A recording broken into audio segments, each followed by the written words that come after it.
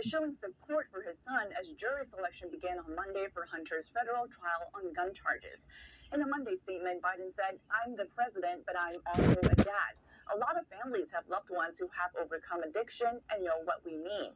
While adding he's proud of his son, Biden said he wouldn't comment on pending federal cases. Meanwhile, tonight, Biden is fundraising in Connecticut. That's as Trump, now finally out of court, is also scheduling several fundraisers this week and a rally this Sunday in Las Vegas. Trump's campaign announced on Monday that it raised over $140 million in May amid the New York trial. Trump's campaign says 25% of May's donors were brand new, making this month the best month so far this year. Reporting from the White House, Iris Howe, NTD News. President Biden's son Hunter is the first child of a sitting U.S. president to face federal criminal charges. They're related to Hunter Biden allegedly possessing a gun while addicted to crack cocaine. NTD's Jack Bradley joins us from the federal courthouse in Wilmington, Delaware. The president's son is facing 3 charges for allegedly lying on a federal form to purchase a revolver and ammunition, possessing the gun, all while addicted to crack cocaine back in 2018. Prosecutors will use excerpts from his memoir and text messages around the time of the gun purchase, which suggests he was using crack cocaine. The defense will try to say that he was not addicted to drugs in that moment, as he had just prior completed a rehabilitation program.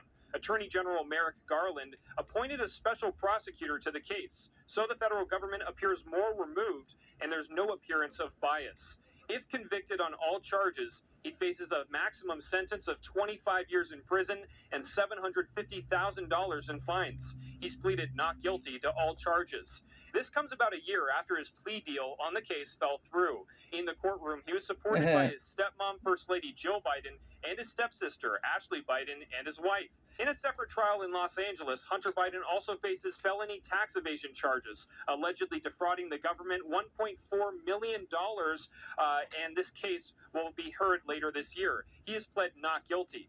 Hunter Biden is the first child of a sitting president to face trial, and the publicity of this trial could have an impact on President Biden's re-election bid. Reporting from Wilmington, Delaware, Jack Bradley, NTD News. And moments ago, a full jury has now been seated in Hunter Biden's federal gun trial. The panel includes 7 men, 5 women, along with 4 alternates. Now the court is adjourned for the day, and the judge says opening statements will begin tomorrow at around 9 a.m.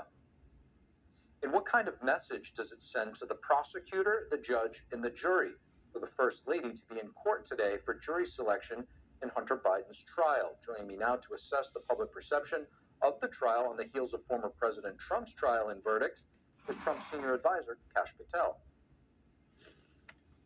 Kash Patel, thank you so much for joining. Hey, it's great to be back with you. It's great to have you back, Kash. During jury selection beginning today in the Hunter Biden federal gun trial in Wilmington, Delaware, he's facing 3 felony charges, including 2 counts of making false statements and 1 count of unlawful gun possession while using illegal drugs. If convicted, he faces 10 years in prison. Kash, how do you think the American people are going to perceive the trials of Hunter Biden and former President Trump, especially given their potential sentencing just weeks apart? And how might these cases impact the upcoming election? You know, I think this trial is going to get even more notice than it would have coming on the heels of the Trump conviction. And whatever your thoughts about the Trump trial are, one way or the other, it's going to cause more focus to see if there's a uniform application of justice or not. So when you compare these two, I've come on your show before and repeatedly said that the Trump prosecutions were completely unconstitutional. From the onset of the Alvin Bragg DA election cycle to convict Donald Trump, to use a weaponized system of justice, to get in bed with a rigged judge, and then to basically deny Donald Trump a defense and force jury instructions that were completely unconstitutional. People were watching that intently because it was President Trump. And what I said on social media last week or the week before, I said, I wonder what those people are going to be saying once Hunter Biden's jury is sworn in. Are they going to be singing the same tune? So I think it's going to be interesting to see the comparisons made by those who were saying how righteous the Donald Trump conviction was. And they're probably going to come to Hunter's aid. And it should be a focal point for election cycle politics. Kash, President Biden in Delaware over the weekend, not completely abnormal. He does have 2 houses there, spending time with his son Hunter. But more notably, the First Lady showing up to the courthouse with Hunter today. What message do you think this presence, if you will, sends to Special Counsel David Weiss, the prosecutor, the judge, and ultimately the jury? Well, I think it's improper. I mean, first of all, it was improper for the President of the United States to throw a international gala at the White House, to host a state dinner for a foreign premier, and invite not only Merrick Garland, but Hunter Biden. And both of them showed up. The top cop in the United States of America, who is prosecuting his boss's son, gets invited to a black tie affair at the White House just last week. And who shows up? The guy he's prosecuting? How unfair is that? What kind of appearance does that set up for our system of justice? And no one's calling him out for that. I mean, could you imagine if during the Trump presidency that his attorney general decided to prosecute Don Jr. and they were all partying together at the White House the week before jury selection? And so I think this is an extension, a continuation to cause more. Listen, I'm not the guy that's going to ever say family. It's not family first. It's always family first. If they want to show support, but they are the first family, so they have to act like it at all times, not when it selectively applies to them. And so it's interesting that they're there.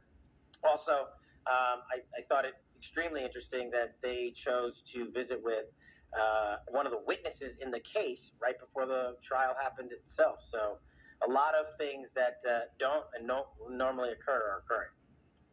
It's fascinating stuff, Cash. And I want to get your thoughts on former President Trump's trial in New York, which just wrapped up. You still have the sentencing coming down the pike here. I guess from your perspective as a former prosecutor, what type of precedent might this set, and message does it send to other district attorneys throughout the country that may be politically active in what they could do with their power? It's an extremely dangerous one. It's one that should never have been said. And that's the thing. Some of the pundits have been saying, what are Republican attorneys generals across the United States going to do? Are they going to start prosecuting political opponents? And are they going to create fictitious legal scenarios to do so? Are they going to bootleg the statute of limitations and deprive the defendants of a fair trial? We're not the ones that are constitutionally selective. We're the ones that say the Constitution should apply to all in the same exact way, including Donald Trump. But the New York State court system has deprived him of that, with a huge assist from the judge who was presiding over the case. And, you know, if it had been the other way around, say a Republican AG in, the state of Texas, were prosecuting Biden or a member of his family, the mainstream media and the outcry from everyone else about how weaponized justice was being used to execute a political vendetta would be the premier story of the day. But because the target was Donald Trump in New York, the hypocrisy is coming out. Kash Patel, thank you so much. Thanks so much. With jury selection now kicking off in Hunter Biden's gun trial, how are the American people reacting to the ongoing indictments against our public officials and their families? NTD's Sam Wong was out in the National Mall to hear from voters. I felt like he was guilty from day one. You have the gun, you have the signed document. It shouldn't even go to trial. And one of the reasons why they're going after him like they are is because his father is the president.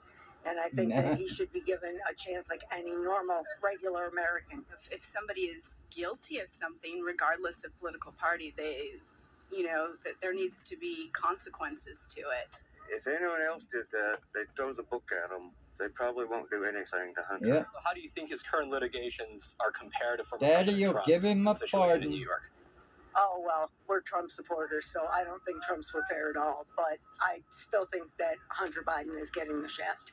In the Trump case, they had to lift statute of limitations to try him.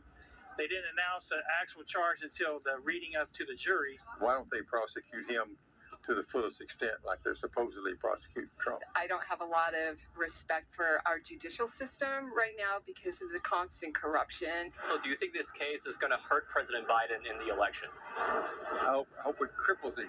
I don't think it has any bearing, actually. I'm not really in favor of Biden regardless, so it doesn't really change my opinion. He's not even running the country. Other people are. And for around-the-clock original news coverage, visit us at ntd.com and download our NTD mobile app.